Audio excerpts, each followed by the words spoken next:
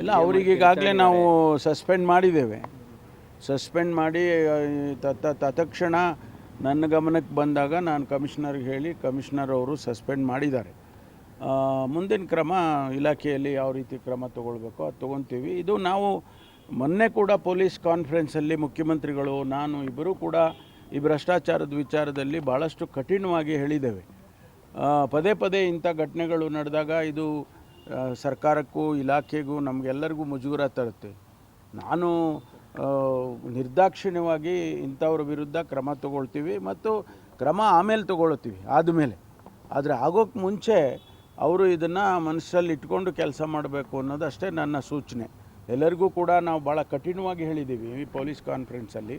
ಪ್ರತಿ ಬಾರಿ ಹೇಳ್ತೀವಿ, ಈ ಬಾರಿ ಅಂತೂ ಭಾಳ, ಏಕೆಂದರೆ ಸುಮಾರು 100ಕ್ಕೂ ಹೆಚ್ಚು ಜನ ನಾವು ಸಸ್ಪೆಂಡ್ ಮಾಡಿದ್ದೀವಿ. ಬೇರೆ ಬೇರೆ ಕಾರಣಕ್ಕೆ ಅವ್ರನ್ನ ಸಸ್ಪೆಂಡ್ ಮಾಡಿದ್ದೀವಿ. ಆ ಸಸ್ಪೆನ್ಷನ್ನಲ್ಲಿ ಈ ಭ್ರಷ್ಟಾಚಾರನ ಮಾಡಿರೋರು ಕೂಡ ಸೇರಿಕೊಂಡಿದ್ದಾರೆ. ಅದಕ್ಕೆ ಪೊಲೀಸ್ ಇಲಾಖೆಗೆ ಕೆಟ್ಟ ಹೆಸರು ಬರುತ್ತೆ, ಅದನ್ನು ನೀವು ಎಚ್ಚರಿಕೆಯಿಂದ ನೋಡಬೇಕು ಅಂತೇಳಿ ಯೂನಿಟ್ ಆಫೀಸರ್ಸ್ಗೆಲ್ಲ ಸೂಚನೆ ಕೊಟ್ಟಿದ್ದೀವಿ. ಸೀನಿಯರ್ ಆಫೀಸರ್ಸ್ಗಳ ಜವಾಬ್ದಾರಿ ಹಾಕಿದ್ದೀವಿ. ಇಂತಿಂಥ ಜಿಲ್ಲೆಗಳನ್ನೂ ಕೂಡ ಉಸ್ತುವಾರಿ ಮಾಡಿ ಅವರಿಗೆ ನೀವು ಕ್ರಮ ತೊಗೋಬೇಕು ಏನಾದರೂ ಇಮಿಡಿಯೇಟಾಗಿ ಆದರೆ ನನ್ನ ಸಲಹೆ ಮತ್ತು ಮನವಿ ಏನು ಅಂತಂದರೆ, ಆದಮೇಲೆ ನಾವು ಕ್ರಮ ತಗೊಳ್ಳೋದು ಬೇರೆ ವಿಚಾರ.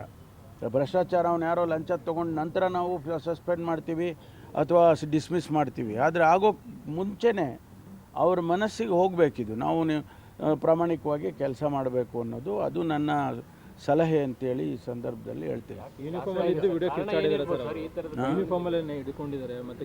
ಅದೆಲ್ಲ ಗೊತ್ತು, ನೋಡಿದ್ದೇನೆ, ನಾನು ನೋಡಿದ್ದೇನೆ.